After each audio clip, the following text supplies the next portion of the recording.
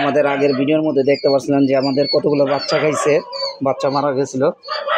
তো এর মধ্যে একটা আসামি ধরা পড়ছে যে কে এই কাজটা করছে।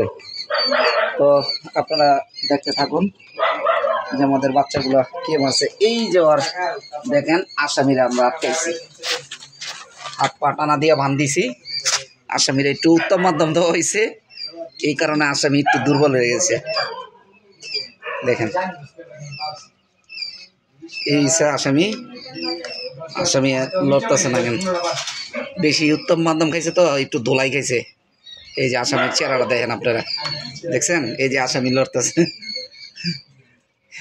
ওরে কি শাস্তি দেওয়া যায় আর কত দ্বারা কোন আইনের মধ্যে ওরে ফাঁসানো যায় আপনারা একটু কমেন্টের মধ্যে জানান।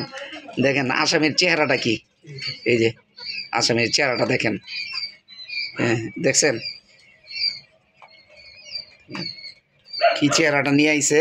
হ্যাঁ এই আসামি কি করছে দেখেন, গতকালকে রাত্রে এই পাখিটার মাথার মধ্যে কামড় দিছে, এই যে দেখেন।